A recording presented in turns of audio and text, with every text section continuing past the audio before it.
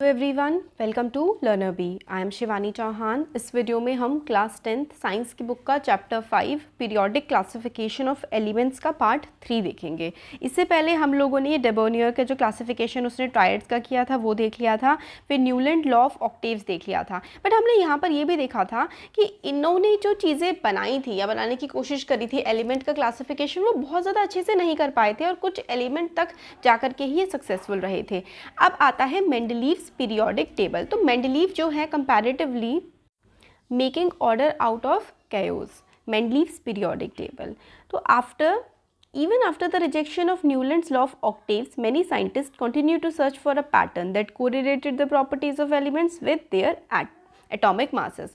तो मतलब इससे पहले जो थे न्यूलैंड लॉ ऑफ ऑक्टेव जो है वो मान लिया गया था कि सही नहीं है। उसके बाद भी काफ़ी सारे ऐसे साइंटिस्ट थे कि भाई एटॉमिक मास जो होता है किसी एलिमेंट का, उसके बेसिस पर वो कोशिश करते रहे किस तरीके से पीरियोडिक टेबल का क्लासिफिकेशन किया जा सकता है। Main credit for classifying elements goes to Dmitri Ivanovich Mendeleev, a Russian chemist. तो रशियन केमिस्ट थे मेंडलीव, इनको जाता है क्रेडिट कि किस तरीके से इन्होंने पीरियोडिक क्लासिफिकेशन किया था टेबल्स, पीरियोडिक टेबल का किस बेसिस पर, एटॉमिक मास के बेसिस पर। और मॉडर्न जो आया है, जो अब हम आगे पढ़ेंगे, वो एटॉमिक नंबर के बेसिस पे है। तो ये एटॉमिक मास के बेसिस पे था। He was the most important contributor to the early development of periodic table of elements wherein elements were arranged on the basis of their fundamental property, the atomic mass, and also on the similarity of chemical properties। तो इन्होंने क्या किया कि भाई chemical property कितने similar हैं और atomic mass, ये दो बेसिस इन लोगों ने लिए और एलिमेंट्स को एक सेट में बनाने की कोशिश की ताकि उनकी जो प्रॉपर्टीज़ हैं वो आसानी से समझी जा सके। तो ये मेंडलीव के बारे में है कि 1834 में जो है बर्थ हुआ था रशिया में, और मतलब इस तरीके से इतना ये हमें एग्जाम में नहीं पूछा जाता ना। तो when Mendeleev started his work 63 elements were known. तो जब इन्होंने अपना काम स्टार्ट किया था तो 63 एलिमेंट्स जिनके बारे में हमें पता था। He examined the relationship between atomic mass of elements and their physical and chemical properties. और इन्होंने एटॉमिक मास जो है एलिमेंट का और उसकी फिजिकल और केमिकल प्रॉपर्टीज़ में रिलेशनशिप क्या है, ये इन्होंने डिटरमाइन करने की कोशिश करी थी। Among chemical properties Mendeleev concentrated on the compounds formed by elements with oxygen and hydrogen. तो इन्होंने क्या किया कि जो एलिमेंट बन रहे हैं ऑक्सीजन से मिलकर के और हाइड्रोजन से मिलकर के, उस पर इन्होंने ज़्यादा फोकस किया। He selected hydrogen and oxygen as they are very reactive and formed compound with most elements. तो इन्होंने हाइड्रोजन और ऑक्सीजन को सिलेक्ट इसलिए किया था क्योंकि हाइड्रोजन और एलिमेंट आप देखेंगे आपको नेचर में बहुत ज़्यादा मिलेगा, है ना। तो हाइड्रोजन और ऑक्सीजन बहुत ही ईजिली कंबाइन हो जाते हैं, इसलिए इन्होंने हाइड्रोजन ऑक्सीजन को सिलेक्ट किया था। The formula of hydrates and oxides formed by an element were treated as one of the basic properties of an element for its classification. तो भाई वो कोई भी एलिमेंट है वो हाइड्रेट यानी कि हाइड्रोजन के साथ कैसे रिएक्ट कर रहा है और कोई भी एलिमेंट ऑक्सीजन के साथ कैसे रिएक्ट कर रहा है, ये उस एलिमेंट की बेसिक प्रॉपर्टी डिटरमाइन करने के लिए इन्होंने इस्तेमाल किया। ही टुक 63 cards, on each card he wrote down properties of one element. तो 63 कार्ड लिए और हर एक कार्ड पर एक एलिमेंट की सारी प्रॉपर्टीज इन्होंने लिख दी। He sorted out the elements with similar properties and pinned the cards together on a wall. तो इन्होंने भाई जो जो 63 कार्ड थे, 63 एलिमेंट्स थे, उन सबकी प्रॉपर्टी एक एक कार्ड पे लिख दी। ठीक है, अब कौन कौन से एलिमेंट की सेम सेम प्रॉपर्टी है वो कार्ड उन्होंने साथ में रख दिए, एक वॉल पे इन्होंने सबको चिपका दिया था। He observe that most of the element got a place in the periodic table were arranged in order of increasing atomic masses. तो इन्होंने देखा कि अगर order of increasing atomic mass में लगाएं, जैसे कि 1 2 3 4 इस तरीके से इंक्रीजिंग में अगर ये एटॉमिक मास लगाएं तो पीरियोडिक टेबल में मतलब अच्छे से प्रॉपर्टीज बन पा रही हैं।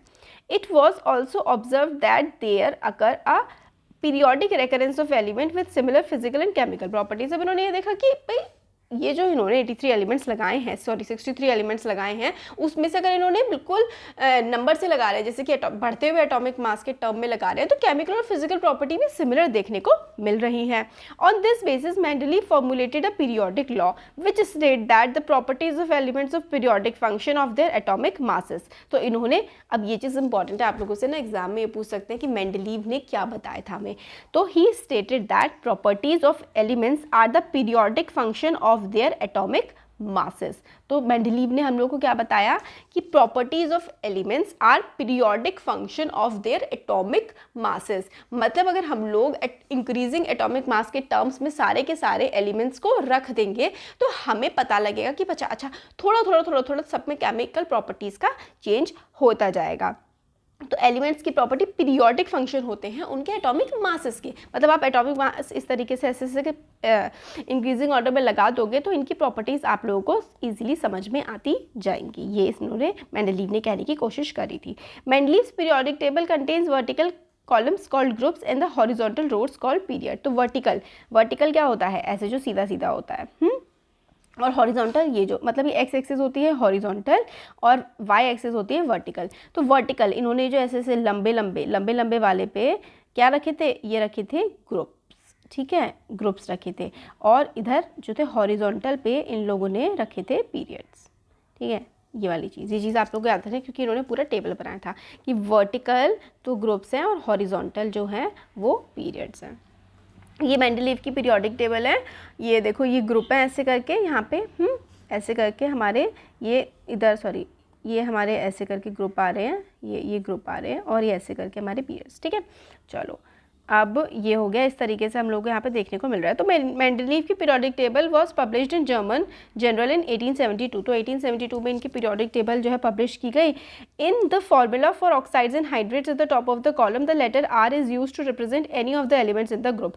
तो आर जो है वो किसी भी एलिमेंट को, मतलब कोई सा भी एलिमेंट है R2, यानी कि कोई से भी एलिमेंट के साथ इन्होंने हाइड्रेट बनाई है, और या फिर किसी एलिमेंट के साथ इन्होंने मतलब ऑक्सीजन के साथ ये एलिमेंट रिएक्ट कर रहा है या फिर हाइड्रोजन के साथ रिएक्ट कर रहा है। तो आर मतलब कोई सा भी एलिमेंट होता है, जैसे कि हम लोग मानते हैं ना x = 10 x = 5 की x की जगह कुछ भी आ सकता है। तो यहाँ पे इन्होंने कहा कि भाई आर की जगह कुछ भी आ सकता है।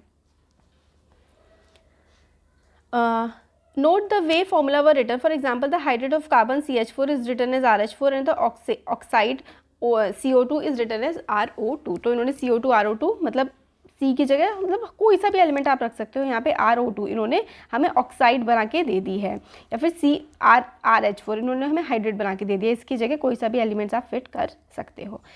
ये वाली चीज़ हम लोगों ने देख ली कि इन्होंने कैसे कैसे अपना काम किया। अब इसकी जो अचीवमेंट और लिमिटेशन है ना, ये हम लोग नेक्स्ट वीडियो में देखेंगे। तो अच्छा लगा है वीडियो तो ज़रूर सब्सक्राइब करिए चैनल को और अपने फ्रेंड्स के साथ शेयर करिए। Thank you.